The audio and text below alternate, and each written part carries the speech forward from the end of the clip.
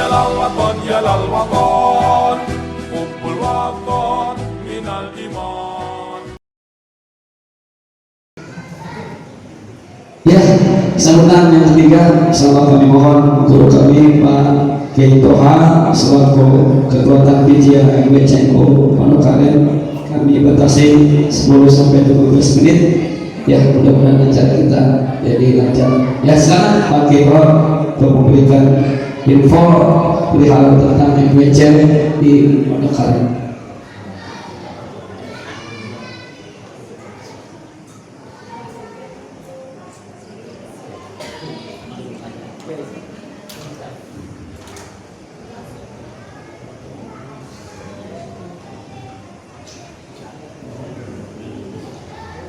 Assalamualaikum warahmatullahi wabarakatuh.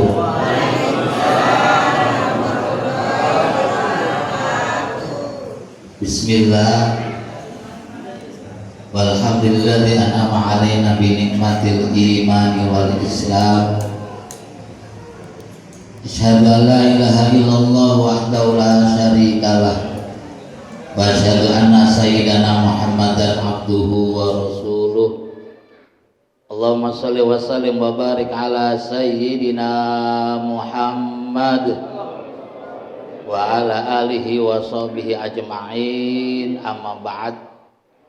Hadratul kiram, para alim ulama, para sesepuh, tokoh masyarakat, para hujaj, wabil khusus Ketua DKM Bapak Al-Mukarram Ya Haji Ahmad Jayadi, sekaligus juga Ketua KUA kalau tidak salah, dulu sama-sama di Penyuluh. Yang saya hormati dan saya muliakan, hadir dari PCNU, Wakil Ketua PCNU Gus Andi Wibowo. Yang saya hormati juga rekan-rekan dari MWC. Ini pembawa acaranya Ketua MWC Ciputat. Nggak tahu betahnya di Pondok Aren ada apa nih?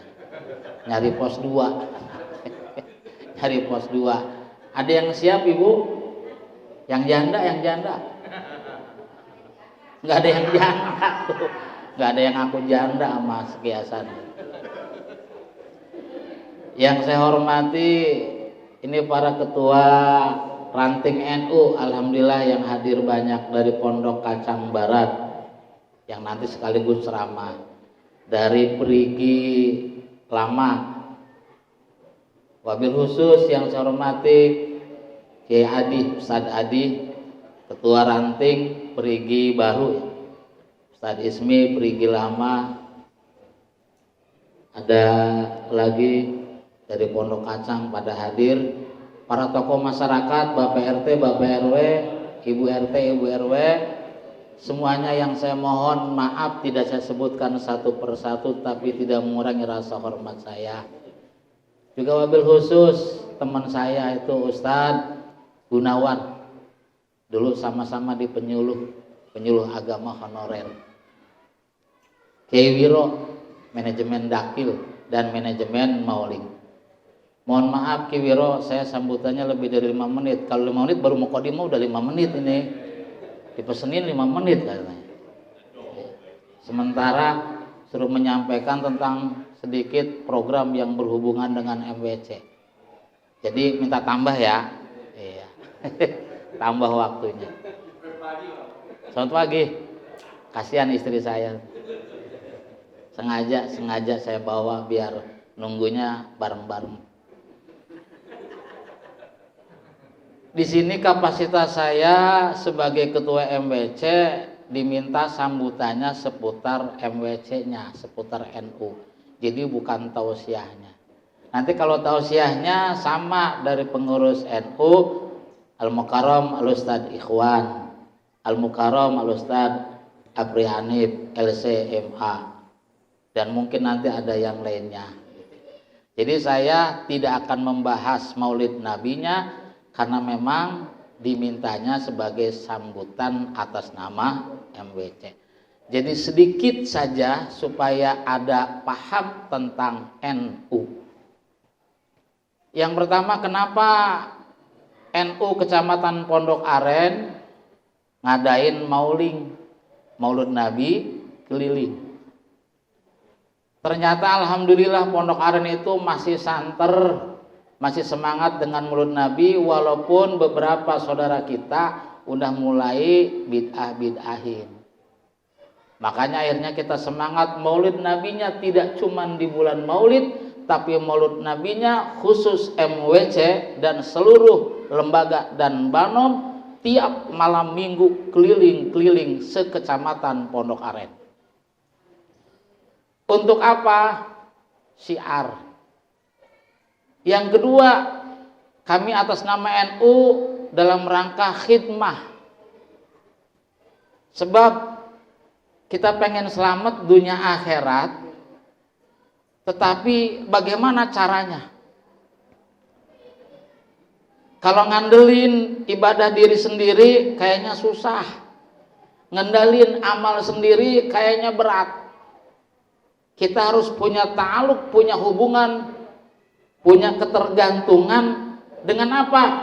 Supaya mahabbah satu sama Nabi, yang kedua mahabbah sama orang-orang soleh, sama ulama-ulama, agar kita selamat kelak bersama dengan para nabi minan nabiyina wasidikina wasyuhada'i wassolihin.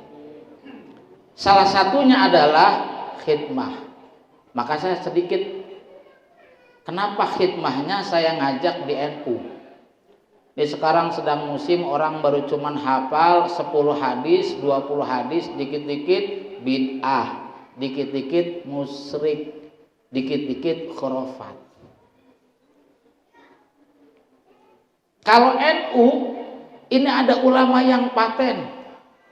Sampai satu-satunya yang mendapatkan julukan Hadratus Syekh di Indonesia adalah Kiai Hasyim Asy'ari yang hafal kitab Kutubus Sittah, hafal kitab-kitab hadis yang terpopuler sedunia ada 6. Sahihul Bukhari tidak cuma membaca, Sahih Muslim tidak sekedar paham, hafal Kutubus Sittah. Jadi kalau kita pengen selamat ngikutin ulama, itu harus ulamanya ulama yang benar-benar ulama. Tidak cuman ulama yang hafal baru 10 hadis, 20 hadis diikutin. Tuh mah begitu. Kalau kira-kira ikut ulama yang begitu, kalau masuk surga, kira-kira surganya surga apa tuh? Surga-surgaan. Karena ngikutnya ulama. Kalau kita ngikut ulama, anjing saja di zaman Ashabul Kahfi, gara-gara khidmah terhadap ulama-ulama Ashabul Kahfi, ulama dikejar-kejar, anjing ikut dikejar-kejar. Ulama dilemparin, anjing ikut dilemparin. Sehingga ulama kelak masuk surga. Konon satu-satunya anjing yang masuk surga adalah anjingnya Ashabul Kahfi, karena anjing itu khidmah sama ulama. Bayangkan, makhluk yang dihukumi najis mughalladhah saja kelak ada yang bisa masuk surga gara-gara khidmah sama ulama. Mungkin juga ada yang nanya begini, yang bapak-bapak, saya kok istri saya rewel di rumah, banyak tuntutan. Ada nggak Pak yang begitu Pak? Yang istrinya suka rewel, banyak tuntutan, pengen cincin tidak cuma satu, kanan kiri, pengen gelang, pengen kalung, terus anaknya juga kok bandel-bandel. Solusinya ternyata adalah ada solusi, cara lain, yaitu khidmah sama ulama. Allah Subhanahu wa ta'ala, mohon maaf, ini sambutan tetap perlu dalil, udah biasa pakai dalil sih ya, walaupun sambutan. Cuma maksudnya supaya nanti mudah-mudahan habis ini bapak-bapak itu greget, pengen jadi pengurus NU, minimal anggota NU. Dalam kitab Majmu'atul Rasail Al-Imam Ghazali yang khusus kumpulan hadis-hadis qudsi, Allah berfirman, ya ibna Adam, wahai anak cucu Adam, ukhdumni sa'akhdumu ibadillah, khidmahlah kepadaku, maka akan aku bikin hamba-hambaku khidmah kepadamu.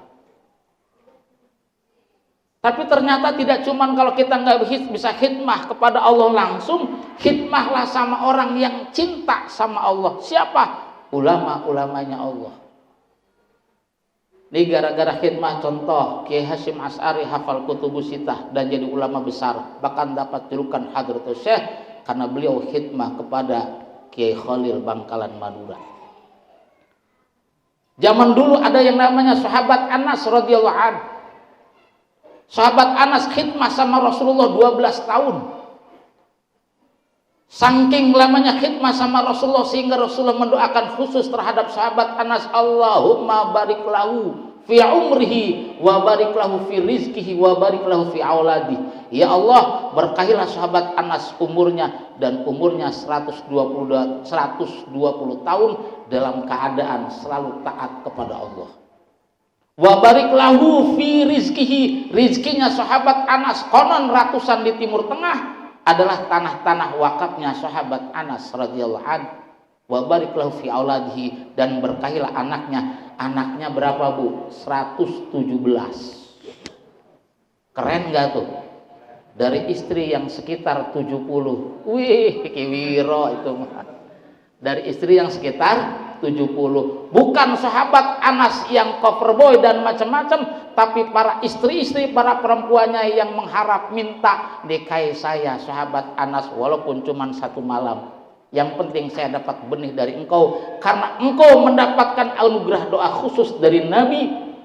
Allahumma barik lahu fi auladihi. Yakin doa Nabi diijabah. Berkahilah anak-anaknya sahabat Anas. 117 itu semuanya solihin dan solehat. Yang jadi pejabat-pejabat soleh, yang jadi pedagang-pedagang soleh, yang jadi petani-petani soleh. Ternyata gara-gara khidmah. Satu lagi, biar contohnya ini mantap, kita pengen khidmah, jangan cuma sekedar sholat saja. Ngandelin sholat sendiri itu berat, Ibu. Ngandelin ibadah sendiri berat. Jalan pintasnya adalah mahabbah dan khidmah. Contoh lagi, saya contoh satu lagi. Di Babakan Ciwaringin Cirebon, ada dulu yang namanya Kiai Muhammad dari Kuningan. Kebetulan anaknya beliau adalah adik kelas saya di Magelang Tegarejo. Itu Kiai Muhammad ketika mesantren bodoh. Saking bodohnya, setiap dipanggil sama ustadznya, sama gurunya pasti berdiri. Kenapa bodoh? Ternyata karena dia hidupnya ketika pesantren capek jadi tukang masak, habis masak dibungkusin, habis dibungkusin dijual. Punya siapa? Punya kiainya. Karena kiainya zaman dulu tuh nggak ada yang nerima duit dari santri, nggak ada yang nerima SPP. Tulus ikhlas. Akhirnya apa? Kiai sampai jualan, masak, dibungkusin, kemudian dijual. Ini yang namanya Muhammad khidmah sama Kiai. Muhammad yang masak, kemudian dia yang bungkusin, dia yang jualin. Keuntungannya buat Kiai, sehingga hidupnya capek, kalau ngaji pasti ngantuk. Kitabnya acak-acakan, setiap dipanggil pasti berdiri, nggak bisa. Tapi ikhlas, diomelin guru, diomelin ustadz, terima. Itu konsekuensinya orang nggak bisa. Nggak bisa apa-apa, tapi pada saatnya saya kenal namanya Kiai Dahlan. Nggak apa-apa nih sambutannya kayak tausiah, mohon maaf, karena ini supaya ngomongin NU. Nah, ngomongin Maulid Nabi nanti yang lain, karena hubungannya supaya iya ya kita perlu khidmah. Nah, sama siapa khidmahnya? Sama ulama yang benar-benar ulama. Akhirnya ini yang namanya Kiai Muhammad udah dewasa. Ada Kiai namanya Kiai Dahlan, guru saya dulu, saya pernah ngaji Al-Qur'annya sama Kiai Dahlan. Punya anak cakep, kaya raya. Akhirnya Kiai Dahlan minta kepada Kiai Fatoni, tolong carikan calon suami buat nerusin pesantren saya. Kiai Fatoni akhirnya istikharah, ternyata yang tampak namanya Muhammad tukang masak, tukang liwat, bodoh lagi. Malam kedua dia lagi, malam ketiga dia lagi, sampai 7 kali berturut-turut. Akhirnya Pak Muhammad dipanggil, Muhammad, kamu pengen nggak ilmunya manfaat? Sama Kiai Fatoni, pengen Kiai. Kalau kamu pengen, nikah sama anaknya Kiai Dahlan. Kalau kita, alhamdulillah udah cakep, kaya anak Kiai, naik begitu. Ini mah tahu diri karena bodoh. Jangan kiai, saya nggak mau. Kenapa nggak mau? Saya nggak bisa ngaji. Kamu pengen nggak manfaat ilmunya? Pengen. Kalau pengen nurut sama saya, kamu harus nikah sama anaknya Ki Dahlan. Baru akhirnya sam'an wa ta'atan, sami'na wa ata'na, dinikahin. Begitu dinikahin, malamnya pengantin baru, paginya futuh, ilmunya kebuka. Seolah-olah ilmu apa saja kok tahu-tahu bisa. Itu gara-gara khidmah. Dan kita kalau khidmah kepada para ulama khidmah kepada Allah, tadi janji Allah, maka hamba-hambaku akan khidmah kepadamu. Kalau punya istri, istrinya nurut kepada suaminya. Kalau punya anak, anaknya nurut kepada bapaknya dan ibunya. Ternyata kuncinya itu, jangan-jangan selama ini istri banyak permintaan rewel, anaknya bandel-bandel, belum punya ta'aluk khidmah sama orang benar. Makanya saya ngajak, yuk, ini NU bukan sembarangan. Saya pernah dengar nama NU itu diresmikan setelah Ki Hasyim Asy'ari mimpi bertemu dengan Rasulullah Shallallahu Alaihi Wasallam 6 kali, bukan cuma sekali. Barulah diresmikan jadi organisasi Nahdlatul Ulama. Nggak sembarangan, nggak sembarangan. Jarang ada namanya ormas, jarang ada namanya keagamaan yang sampai direstui oleh Rasulullah, sampai mimpi dulu sama Rasulullah. Dan ini sampai mimpi 6 kali baru diresmikan NU sebagai ormas. Maka dari itu jangan salah khidmah. Kalau salah khidmah, nanti kalau masuk surga, surganya surgaan. Kalau ikut ulama yang nggak benar, nanti masuk surganya surga-surga. Tapi ikutilah ulama yang benar. Salah satunya programnya ulama Nahdiyin. Ulama-ulama NU adalah melestarikan paham Ahlus Sunnah wal Jamaah. Di antaranya peringatan Maulid Nabi ini adalah peringatan yang dibenarkan, didukung, dipertahankan oleh Ahlus Sunnah wal Jamaah. Jangan sampai kalau tidak ada NU, lama kelamaan Maulid Nabi kegeser, tahlilan kegeser, yasinan kegeser. Maka dari itu, yuk terakhir, ibu-ibu yang sudah di atas 40 tahun di Pondok Aren itu ada namanya, kalau mau berjuang lewat NU, ada namanya Muslimat NU. Silakan gabung. Cuma dalam rangka apa? Nyari tabarukan berkah terhadap NU, siapa tahu diakui oleh Ki Hasyim Asy'ari sebagai muridnya. Yang masih muda di bawah 40 ada namanya Fatayat NU. Yang laki-lakinya di bawah 40 ada Banser Ansor, yang bapak-bapaknya jadi NU Nahdlatul Ulama, yang pelajarnya Ibnu. Silakan kita bikin hubungan, bikin ta'aluk lewat organisasi NU yang pendirinya tidak sekedar ulama biasa, tapi banyak wali-walinya Allah, kekasih-kekasih Allah.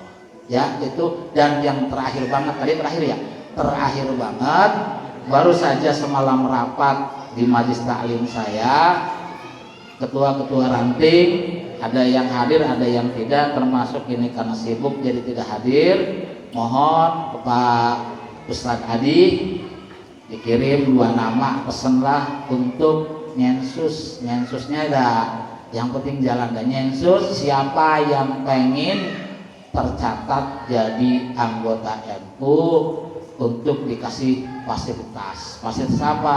Daftar, apalagi sampai punya kartanu.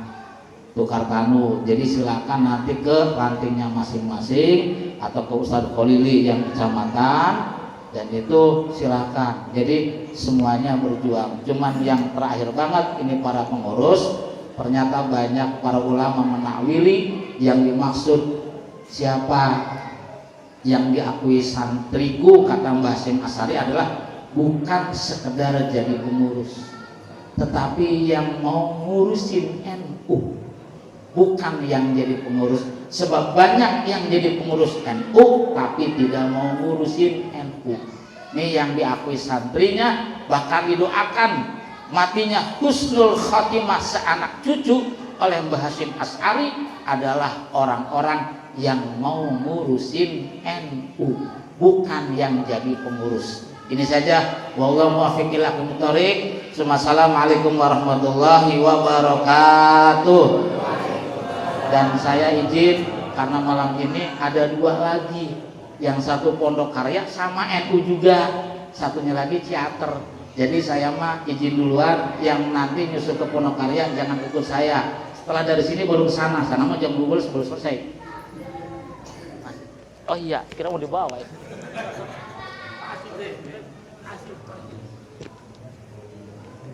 Terima kasih Pak Kiai Toha Asage selaku Ketua MBCNU, Ketua Tanbidia MBCNU Kecamatan Pondok Karen atas apa yang disampaikan sebutannya.